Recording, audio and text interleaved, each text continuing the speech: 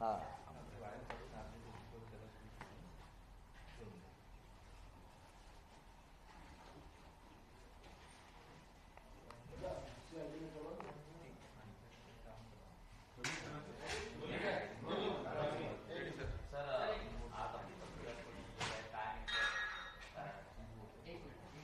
आपल्या सगळ्यांना माहिती आहे की कालच शिवसेनेचे मुख्य नेते आणि राज्याचे मुख्यमंत्री आदरणीय एकनाथ शिंदे साहेबांनी पत्रकार परिषद घेऊन त्यांची आणि शिवसेनेची भूमिका स्पष्ट केली. आणि ही भूमिका स्पष्ट करत असताना महाराष्ट्रातल्या मतदारांना महायुतीला जे त्यांनी मॅन्डेट दिले त्याबद्दल त्यांनी आभार देखील मानले. आणि सगळ्यात महत्त्वाची गोष्ट की मतदारांचा आणि महाराष्ट्रातल्या जनतेचा आदर करून त्यांनी महायुतीचे जे नेतृत्व करणारे नरेंद्र मोदी साहेब आहेत आणि अमित शहा साहेब आहेत, तो जो निर्णय घेतील तो आम्हाला मान्य राहील अशा पद्धतीची भूमिका, संवेदनशील भूमिका काल माननीय एकनाथ शिंदे साहेबांनी या ठिकाणी मांडली. मला थोडं आपल्याला 5 वर्ष मागं न्यायचं की मागच्या 5 वर्षापूर्वी देखील महायुतीलाच अतिशय चांगलं भरघोस असं बहुमत मिळालेलं होतं. आम्ही सगळे त्या शिवसेनेमध्ये काम करत होतो आणि त्या शिवसेनेमध्ये काम करत असताना माननीय एकनाथ शिंदे साहेबच भाजपाबरोबर युती होऊन मुख्यमंत्री होतील अशी आमची सगळ्यांची धारणा होती 5 वर्षापूर्वी. परंतु सत्तेसाठी 34 दिवस आम्ही सगळे आमदार हे अनेक ठिकाणी फिरलो. त्याच्यानंतर एकनाथ शिंदे साहेबांच्या नावाच्या जागी पूर्वीच्या शिवसेनेचे पक्षप्रमुख मुख्यमंत्री झाले आणि मुख्यमंत्री होत असताना भाजप आणि शिवसेना जी नॅचरल अलायन्स होती, जी वंदनीय बाळासाहेबांपासून सुरू होती, जी वंदनीय बाळासाहेबांनी कधीही तुटायला दिली नाही, ती युती तुटली आणि धनुष्यबाण आमचा काँग्रेसच्या खांद्याला जाऊन बसला. याच्यानंतर ज्या काही घडामोडी झाल्या त्याच्यावर मला आता काही बोलायचं नाही. त्याच्यानंतर उठाव झाला. एकनाथ शिंदे साहेब त्याच्यामध्ये आमचे पुन्हा एकदा नेते झाले. त्यांनी मुख्यमंत्रीपदाची सूत्र घेतली आणि मुख्यमंत्री म्हणण्यापेक्षा कॉमन मॅन म्हणून त्यांनी कसं काम केलं हे माझ्यापेक्षा तुम्हाला जास्त माहिती आहे, जनतेला देखील जास्त माहिती आहे. परंतु कायमस्वरूपी काही जे टीका टिप्पणी करतात त्यांना मला या पत्रकार परिषदेतून सांगायचं आहे की संवेदनशील, भावनाप्रधान आणि वंदनीय बाळासाहेबांचा वारसा पुढं नेणारा सच्चा आणि कडवट शिवसैनिक काय असतो हे काल एकनाथ शिंदे साहेबांनी पूर्ण महाराष्ट्राला, पूर्ण देशाला दाखवून दिलेलं आहे. स्वतःच्या सत्तेसाठी, स्वतःच्या पदासाठी जनतेनं दिलेल्या मताचा अनादर करून एखादी वंदनीय बाळासाहेबांच्या विचाराच्या विरोधातली भूमिका ही जशी उभाठाच्या पक्षप्रमुखांनी घेतली तशी न घेता वंदनीय बाळासाहेबांची महायुती ही कायमस्वरूपी टिकली पाहिजे आणि जनतेनं दिलेला जो जनाधार आहे, मताचा आधार आहे, त्याचा सन्मान केला पाहिजे म्हणून एकनाथ शिंदे साहेबांनी जे काल पाऊल उचललं, माझ्यासारख्याला अभिमान आणि गर्व आहे की मी एकनाथ शिंदे साहेबांसोबत काम करतो, त्यांचा एक सहकारी म्हणून काम करतो. म्हणून आम्ही वारंवार सांगितलेलं आहे की आमच्या राजकीय जीवनातले निर्णय घेण्याचे अधिकार देखील अशा आम्ही संवेदनशील माणसाला दिलेले आहेत की जो सर्वसामान्य माणसांचा, मतदारांचा, जनतेचा विचार करतो. आणि म्हणून आज मी माझ्या ट्विटमध्ये देखील सांगितले की आम्हाला अभिमान आहे, आम्हाला गर्व आहे की आम्ही अशा एका सर्वसामान्य नेत्याबरोबर काम करतो, कॉमन मॅन बरोबर काम करतो, जो फक्त आमच्या सुखदुःखामध्ये नाही तर महाराष्ट्रातल्या प्रत्येक घटकाच्या सुखदुःखामध्ये सामील झालेला असतो, सामील झालेला होता.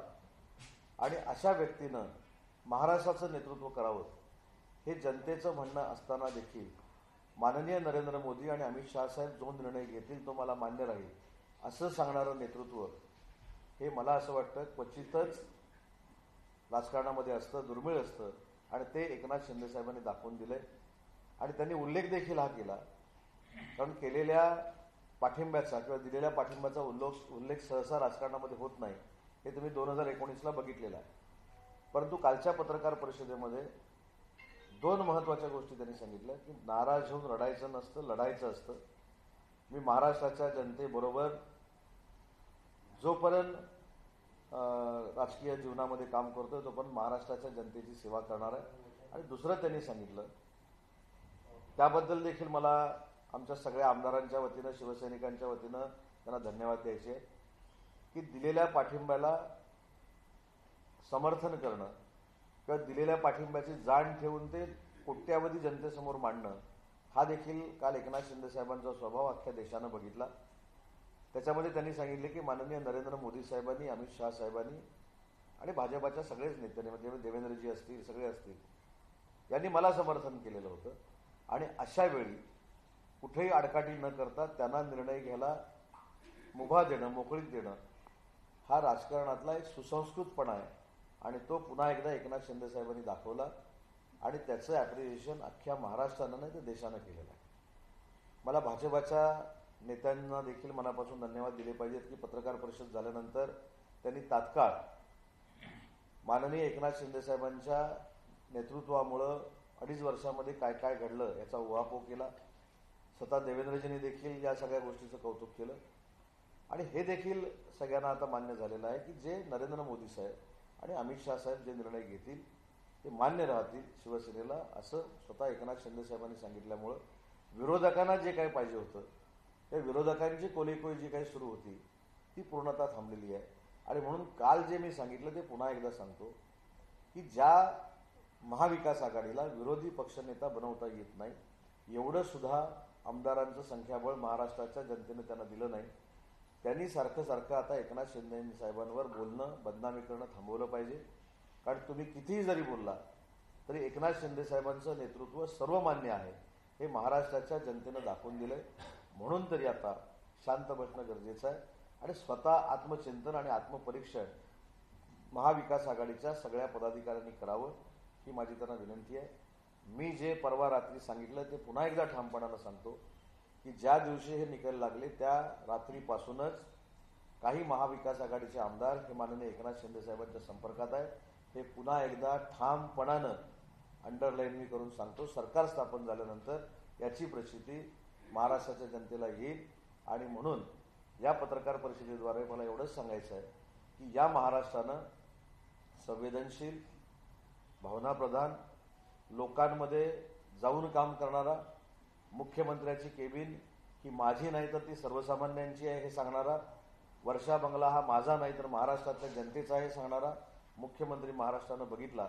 आणि त्या व्यक्तीचं मन केवढं मोठं आहे हे देखील महाराष्ट्रानं बघितलं. आणि म्हणून विरोधकांनी कुठंतरी स्वतःच्या पराभवाचं आत्मचिंतन करावं आणि विरोधी पक्षनेता होऊ शकत नाही याचं आत्मचिंतन करावं, हा माझा त्यांना सल्ला आहे.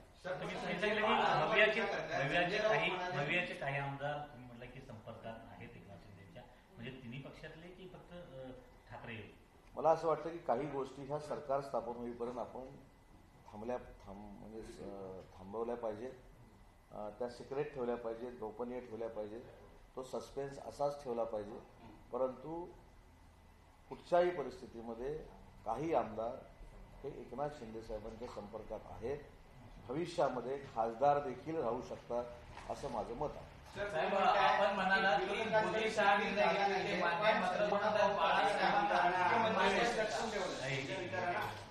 बहुमत असताना देखील मुख्यमंत्रीपद लटकून ठेवलेलं आहे. या जनतेचा कौल नाहीये, या जागी आम्ही असतो तर राष्ट्रपती राजवट लागू केली असते असं कोण म्हणाले? संजय राऊत म्हणतात, टीका करतात.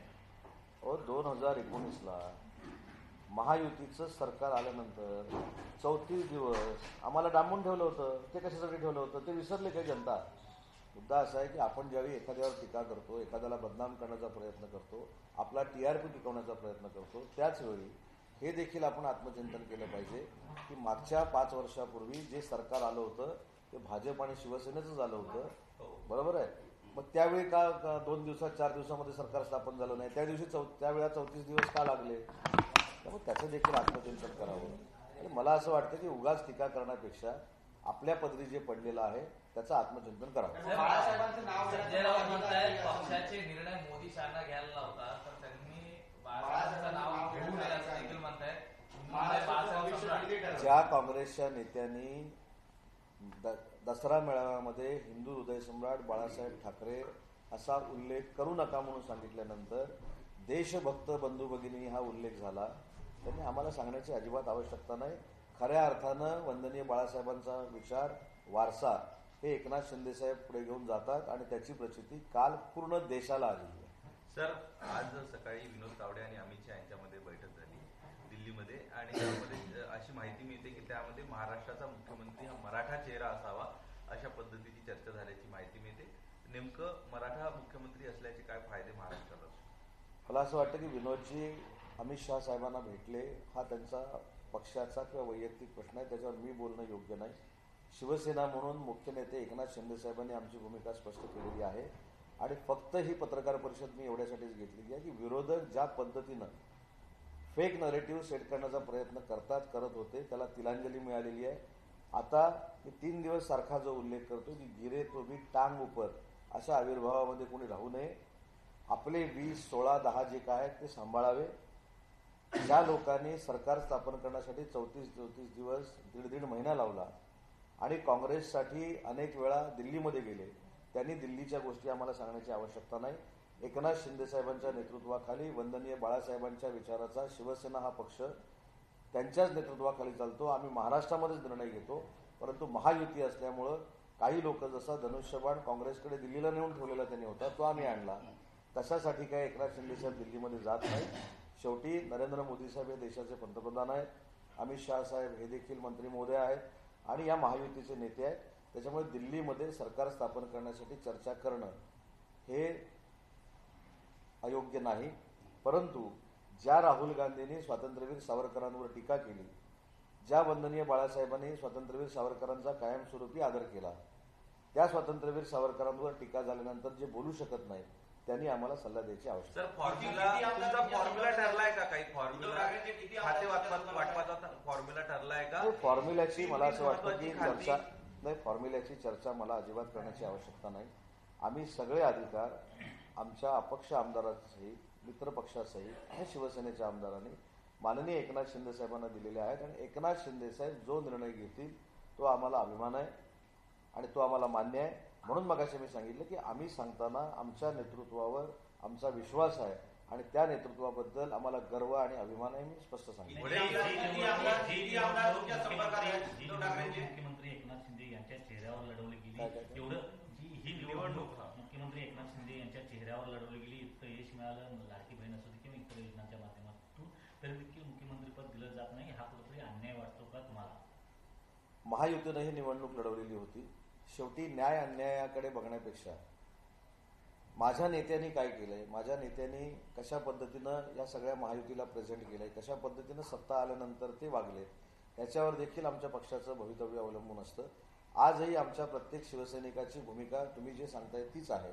परंतु मुख्य नेते एकनाथ शिंदे साहेबांनी मतदारांच्या मतदानाचा आदर करून जो रिस्पेक्ट नरेंद्र मोदी साहेबांना आणि अमित शहा साहेबांना दिलेला आहे हे देखील देशाच्या राजकारणामध्ये पहिल्यांदा घडलेलं आहे. शिंदे पवार 2019 मध्ये शिंदे पवार महाराष्ट्राच्या राजकारणात मराठी होने के बाद हिंदी करतो.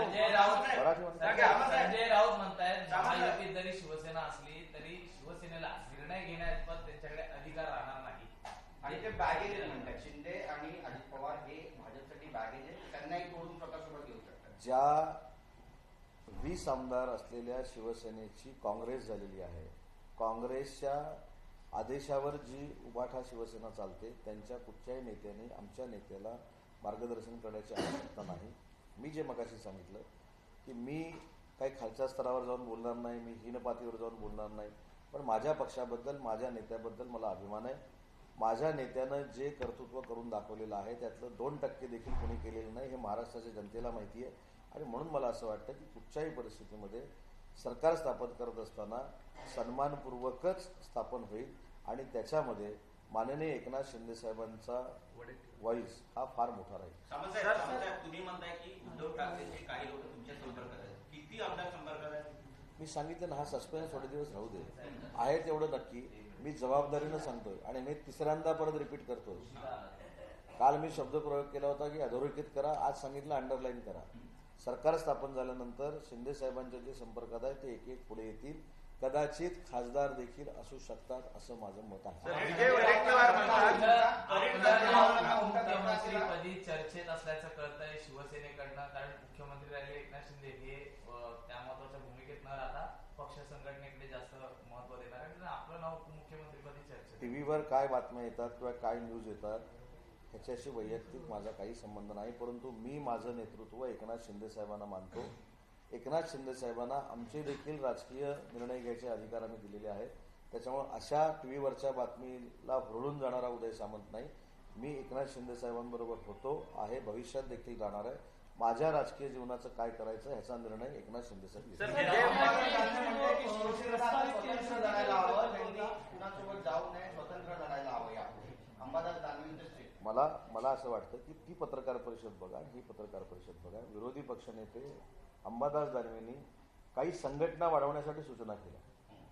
म्हणजे त्यांनी हे रिअलाइज करून घेतलं की ठीक आहे, आम्ही 20 वर आलो, आता 20 वरनं 22 व्हायचं असेल आणि 20 वरनं 15 व्हायचं नसेल तर आपण काय केलं पाहिजे हे विरोधी पक्ष नेत्यांनी सांगितलं. मला असं वाटतं की ही पत्रकार परिषद आणि रोज आमच्यावर टीका करणारी पत्रकार परिषद, त्याच्यावर मला टीका करायची नाही, परंतु अंबादास दानवेंनी जे सांगितले त्याचं आत्मचिंतन त्यांच्याच नेत्यांनी करावं ना, माझा हा सल्ला आहे. आणि ज्या पक्षाला एवढी ताकद मिळालेली आहे, जनतेनं स्वीकारलेलं आहे, ज्या नेत्याच्या मागं संवेदना आहेत, महाराष्ट्रातल्या लाडक्या बहिणींच्या असतील, लाडक्या भावांच्या असतील, शेतकऱ्यांच्या असतील, सर्वसामान्य मतदारांच्या असतील, त्या माणसाला तुम्ही किती बदनाम करणार आहात, किती त्रास देणार आहात बोलून बोलून.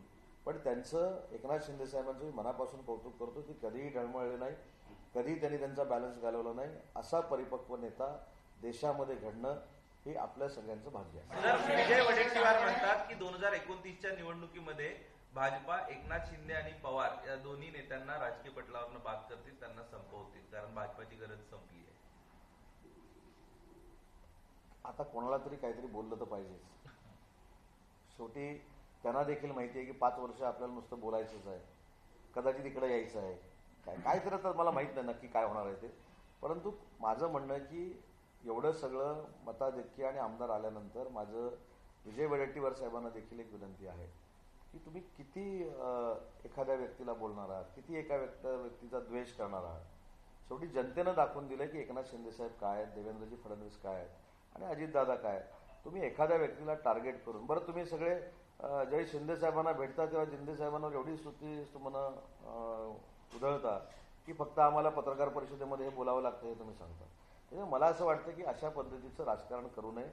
5 वर्ष तुम्हाला आता हेच करायचं, 5 वर्ष नाही, मला तर असं वाटतं की भविष्यात 25 वर्ष त्यांना हेच करायचं आहे. जर तिकडे त्याच्यामुळं तिकडे असले हा तिकडे राहिलं तर नाही, इकडे आलं तर काही प्रश्नच नाही. तर तिकडे राहिलं तर हेच करायचं. त्याच्यामुळे माझी सगळ्याच नेते मंडळींना विनंती आहे, एखादा संवेदनशील सहनशील नेता सगळंच ऐकून घेतो, त्याच्या कार्यकर्त्यांचा उद्रेक होऊ नये याची मात्र दक्षता त्यांनी घ्यावी.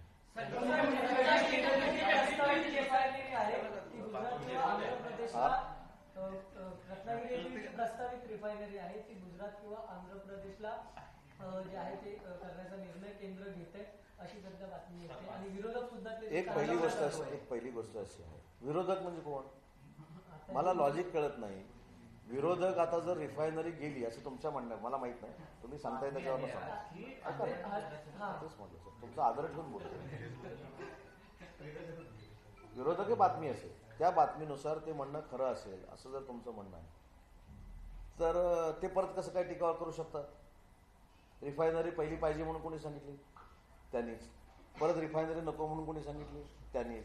त्यांचे पूर्वीचे माजी आमदार म्हणतात रिफायनरी आली तर बेरोजगारी मिळेल, त्यांचे माजी खासदार म्हणतात की रिफायनरी नको.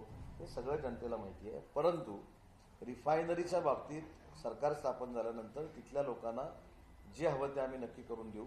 परंतु रत्नागिरी जिल्ह्यामध्ये 30,000 कोटीचे प्रकल्प आणण्यामध्ये मागच्या सरकारमध्ये आम्ही एकनाथ शिंदे साहेबांच्या नेतृत्वाखाली, देवेंद्रजींच्या आणि अजितदादांच्या नेतृत्वाखाली यशस्वी झालेलो आहोत. माझ्या मतदारसंघातली 450 एकर जागा ही VIT सेमीकंडक्टर प्रकल्पाला दिलेली आहे. त्याचं प्रकल्प 19,550 कोटीचा आणि 30,000 मुलामुलींना रोजगार तिथे मिळणार आहे. त्याच्यानंतर दुसरा 10,000 कोटीचा धीरूभाई अंबानी डिफेन्स क्लस्टर त्या ठिकाणी येतोय, त्याला देखील आम्ही जागा दिलेली आहे. आणि 1,000 कोटीचा निबे डिफेन्स क्लस्टर त्या ठिकाणी येतोय. असे जवळजवळ 31,000 कोटीचे प्रकल्प, कोकाकोलाचा 3,500 कोटीचा प्रकल्प, असे रत्नागिरी जिल्ह्यामध्ये जवळजवळ 40,000 कोटीचे प्रकल्प हे ऑलरेडी आलेले आहेत आणि त्याच्यातनं हजारो मुलामुलींना रोजगार मिळणार आहे.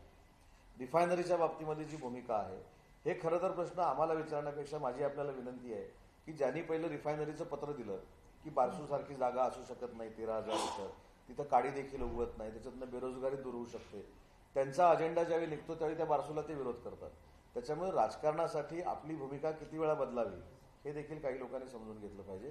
त्याच्यामुळे बारसूच्या बाबतीतला निर्णय हा सरकार स्थापन झाल्यानंतर योग्य तो आम्ही घेऊ. संजय राऊत म्हणतायत की फडणवीसांचे शिंदे जे ते 3 वर्ष जुनियर होते तरी देखील फडणवीसांनी त्यांच्या हाताखाली काम केलं आणि हे खरं यश जे आहे एवढ्या जागा मिळण्याचं हे फडणवीसांचंच आहे, त्यामुळे मुख्यमंत्री पदाचे ते दावेदार असू शकतात. आता या स्टेटमेंटकडे नेमकं कसं पाहता, कारण आपण पाहतोय की जवळीक साधण्याचा कुठेतरी प्रयत्न आहे. नाही, मला असं वाटतं की आम्ही काही शालेय शिक्षणातनं आमदार झालेलो नाही. 5वी 9वी 10वीत आम्ही निवडणुका लढवल्याने आमदार झालो. हे कुठच्या तरी शिक्षकानं सांगायचं तो हुशार आहे आणि हा ढ आहे आणि वाद लावायचे. हे मला असं वाटतं की हे काही नाही. राजकारणामध्ये आमदार जे येतात ते 25 वर्ष पूर्ण झाल्यानंतर राजकारणामध्ये आमदार होतात. त्याच्यामुळे ते काय 12-13 वर्षाचे नसतात. हे जे काय आहे की देवेंद्र फडणवीस साहेबांमुळे सरकार आलं, शिंदे साहेबांमुळे सरकार आलं नाही, हे हे हे ते शालेय जीवनातले खेळ आहे. तेव्हा मला असं वाटतं की आमची युती ही अभेद्य आहे आणि अभेद्य युती असल्यामुळं कुठेही असल्या शालेय जीवनातल्या खेळाला थारा आम्ही देणार नाही. आणि मला देखील म्हणून मगाशी मी सांगितलं की एखाद्या व्यक्तीचा किती तुम्ही द्वेष कराल ना, किती द्वेष कराल, म्हणजे सकाळी उठल्यापासून रात्री झोपेपर्यंत त्या माणसाला वाटेल त्या थराला जाऊन बोलायचं, तो देखील माणूस आहे. म्हणून मगाशी मी सांगितलं की ते संयमी आहे, ते संवेदनशील आहे, पण त्यांचे शिवसैनिक आक्रमक होतील अशा पद्धतीची त्यांच्या बाबतीतली वैयक्तिक मतं कोणी व्यक्त करू नये त्या मताचा मी आहे. ज्या शिवसेनेचे निर्णय दिल्लीतून होतात त्यांना बाळासाहेबांचं नाव घ्यायचा अधिकार नाही असं अरे म्हणजे मागचं काही विसरतात की काय सगळे लोक. आता काँग्रेसचं हायकमांड कुठं आहे? काँग्रेसचं हायकमांड दिल्लीमध्ये आहे. मगाशी ज्याचा मी उल्लेख केला, काँग्रेसच्या 2 नंबरच्या हायकमांड, 1 नंबरचं हायकमांड 2 नंबरचं असे 2 हायकमांड तिथे आहे. 2 नंबरचं हायकमांड ज्यावेळी महाराष्ट्रातनं गेलं तरी स्वातंत्र्यवीर विदा सावरकरांवर हीन दर्जाची त्यांनी टीका केली. त्या काँग्रेसबरोबर परत मांडीला मांडी लावून बसणं हा खरा वंदनीय बाळासाहेबांच्या विचाराचा अपमान आहे. त्याच्यामुळे ज्यांनी सावरकरांचा अपमान केला, ज्यांनी वंदनीय बाळासाहेबांवर वाटेल त्या थराला जाऊन टीका केली, ज्यांनी उबाठाच्या पक्षप्रमुखांनी काँग्रेसवर एकेकाळ त्याच्यावर टीका केली, तर तुम्ही तुमचं आपापसातलं बघा ना. मी मगाशी देखील सांगितलं की नरेंद्र मोदी साहेब हे देशाचे पंतप्रधान आहेत. अमित शहा साहेब केंद्रामध्ये काम करतात. त्यांच्या नेतृत्वाखाली महायुती चालते, एनडीए चालते. एनडीएमध्ये देखील आम्ही सामील आहोत. त्याच्यामुळे दिल्लीमध्ये जाऊन राजकीय आम्ही निर्णय घेतले, त्याच्यामध्ये पोटदुखी असण्याचं काही कारण नाही. पण ह्या प्रश्नाचं उत्तर मिळालं पाहिजे की ज्या दिल्लीच्या हायकमांडनं स्वातंत्र्यवीर सावरकरांवर टोकाची टीका केली त्याच्याबाबतली भूमिका पुढच्या 24 तासात जाहीर करावी.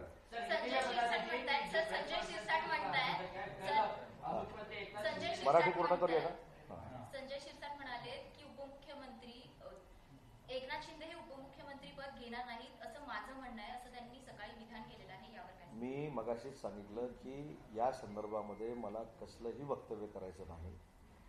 नेत्याला एकदा अधिकार दिल्यानंतर आमचा आग्रह आहे ना, मी आजही सांगतो की अमित शहा साहेब, नरेंद्र मोदी साहेबांशी चर्चा करतील, जो काय निर्णय घेतील, पण आमचं सगळ्यांचं नेतृत्व हे एकनाथ शिंदे साहेबच आहे आणि तेच करतील. श्रीकांत शिंदेची भावनिक पोच आहे एकंदरीतच मुख्यमंत्री पदासंदर्भात.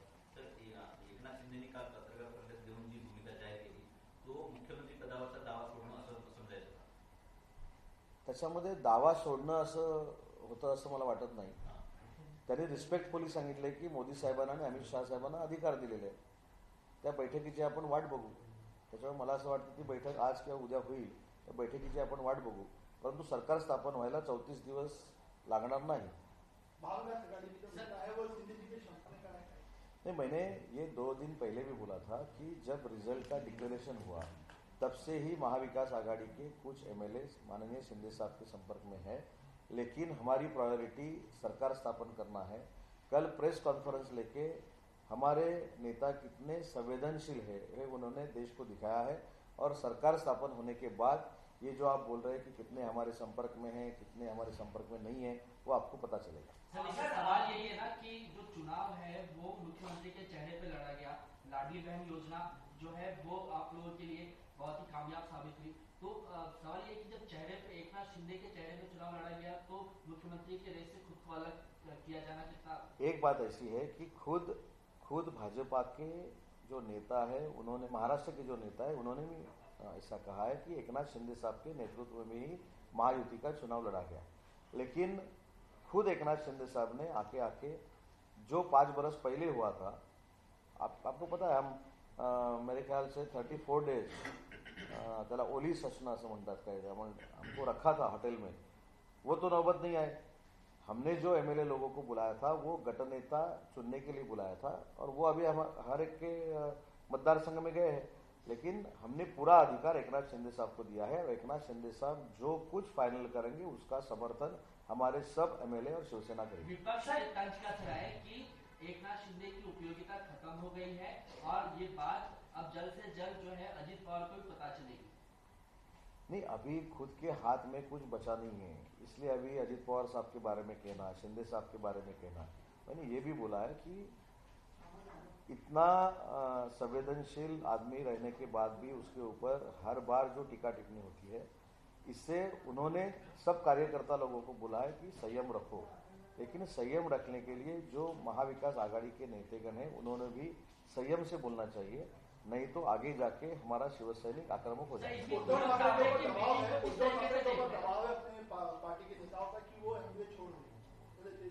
तो उसके ऊपर ये बराबर है, तो उसके ऊपर प्रेस कॉन्फ्रेंस होनी चाहिए ना। हर बार एकनाथ शिंदे साहब को टारगेट करना, देवेंद्र जी को टारगेट करना, अजित दादा को टारगेट करना, ये अच्छी बात नहीं है। हर एक दिन एकनाथ शिंदे साहब के बारे में बदनामी कारक बोलना, उनको क्रिटिसाइज करना। महाराष्ट्र की जनता ने और मतदार लोगों ने दिखाया है कि एकनाथ शिंदे साहब का पॉलिटिकल पोटेंशियल क्या है, वो क्या है, वो कितने पॉपुलर है, तो महाराष्ट्र की जनता ने दिखाया। तो अभी तो चुप बैठना चाहिए। सर, क्या उद्धव ठाकरे को अगर अलग होता है तो उन्हें पालिका में कोई लाभ होगा उससे? मुंबई महानगर पालिका में भी महायुति की ही सत्ता आएगी। विनोद तावड़े की मुलाकात हुई अमित शाह से, इस बीच तमाम जो चर्चे और मराठा चेहरा के तौर पर उन्हें देखा है, किस तरीके से? ये तो उनकी पर्सनल विजिट रहेगी, बीजेपी की विजिट अगर है वो तो वो बता सकते हैं कि वो उस विजिट में क्या हो गया। उसके ऊपर बात करना अच्छी बात नहीं है मेरे जैसे महाराष्ट्र के लीडर ने। हम एक ही करते हैं कि कल जो पत्रकार परिषद साहब ने ली है, एकनाथ शिंदे साहब ने ली है, उसके बारे में ये पत्रकार परिषद मैंने ली थी, और उनके साथ पूरी शिवसेना और पूरे एमएलए हम उनके साथ हैं। इस बार लीडर ऑफ ऑपोजिशन पे नहीं होगा? अभी तो ऐसा वो रूल्स एंड रेगुलेशंस में है ना, मुझको पता नहीं। 28 प्लस अगर रहेगा तो विरोधी पक्ष नेता होगा, बराबर है? 29 नहीं, 28 प्लस, 28 प्लस अगर 28 और 28 प्लस अगर होता है तो मैं यही बोल रहा हूँ पहले से कि उसमें ध्यान दीजिए ना। आप 28 तक भी नहीं पहुंचे, उसके अभी देखो ईवीएम के बारे में बोले, झारखंड में ईवीएम अच्छा है, महाराष्ट्र में अच्छा नहीं है। जब एमपी का इलेक्शन हो गया था तब ईवीएम अच्छा था, अभी जो एमपी चुन के आया वहाँ ईवीएम अच्छा है। और जब ये ऐसा उनके अपोज में कुछ जाता है तब ईवीएम अच्छा नहीं है, न्यायालय अच्छा नहीं है, संस्था अच्छा नहीं है, गवर्नमेंट अच्छी नहीं है। ये मेरे ख्याल से उनके जो कार्यकर्ता बचे हुए हैं, एमएलए बचे हुए हैं, उनको मॉरल सपोर्ट देने की एक राजनीति है। कांग्रेस ने ये कल कहा, महाराष्ट्र कांग्रेस ने ये कल कहा कि वो बैलेट पेपर पर चुनाव कराया जाए, इसको लेकर सिग्नेचर कैंपेन चलाएंगे राज्य स्तर पर, और केंद्रीय स्तर पर भी राहुल गांधी भारत जोड़ो यात्रा के तर्ज पर यात्रा निकालेंगे वापिस। हाँ, क्योंकि बैलेट पेपर पर चुनाव कराया जाए। फिर एक बार भारत जोड़ो, फिर एक बार भारत जोड़ो। अभी देखो, अभी मेरे ख्याल से ये आज के दिन का बहुत बड़ा जोक है कि ईवीएम के लिए हम आंदोलन करेंगे। मेरे ख्याल से 2 दिन पहले कोई सुप्रीम कोर्ट में गए थे, बराबर है ना? सुप्रीम कोर्ट में गए थे और सुप्रीम कोर्ट ने डायरेक्टली बोला है कि ईवीएम कैंसिल करके बैलेट लेना ये उचित नहीं है, क्योंकि जब आपके तरफ से रिजल्ट लगता है तो ईवीएम अच्छा है, और आपकी तरफ से ईवीएम रिजल्ट नहीं लगता तो ईवीएम गलत है। ये मैंने नहीं बोला है, ये सुप्रीम कोर्ट ने मेरे ख्याल से बोला है। तो अभी सुप्रीम कोर्ट का निकाल होने के बाद भी अगर अपने कार्यकर्ताओं को मॉरल देने के लिए ऐसा कोई आंदोलन हो रहा है तो उनको हमारी शुभेच्छा है। सर, दिल्ली में तय होना है कि कौन होगा मुख्यमंत्री। क्या डिप्टी सीएम का पोस्ट आप लोगों को मिलता है तो एकनाथ शिंदे जी ही उप मुख्यमंत्री होंगे या कोई और? मैंने पहले भी बोला है कि ये पूरे अधिकार हमने हमारे मुख्य नेता एकनाथ शिंदे साहब को दिए हैं। एकनाथ शिंदे साहब जो फाइनल करेंगे उसका पूरी तरह से 100% समर्थन हमारे एमएलए करेंगे। शपथविधीनंतर काही करेक्ट कार्यक्रमाची शक्यता नाही, झाला ना करेक्ट कार्यक्रम आणि आता काय तर ते जाता जाता मालवणमध्ये बरेचसे कार्यकर्ते जे नवस करणार देवीला संजय राऊतांनी सकाळी पत्रकार परिषद घेऊन असं कोण करणार? सूत्रांकडून माहिती मिळते. नाही, त्यापूर्वी रवींद्र चव्हाण तर भराडी देवीला जाऊन आले. भराडीन देवीचं पावित्र्य असं आहे की सगळीच मंडळी जातात, मी पण जातो, सगळे जातात. त्याच्यामुळे प्रत्येकाच्या धार्मिक गोष्टीवर आपण चर्चा करावी असं मला वाटत नाही. रवींद्र चव्हाण साहेबांना तिथं जावं असं वाटलं, उद्या मला जावं असं वाटेल, मला शिर्डीला जावं असं वाटेल, मला तुळजाभवानीला जावं असं वाटेल, याच्यावर टीका टिप्पणी होणं योग्य नाही. पण ती पत्रकार परिषद घेऊ नये असं कोण वैभव नाही करणार कोण. थँक्यू.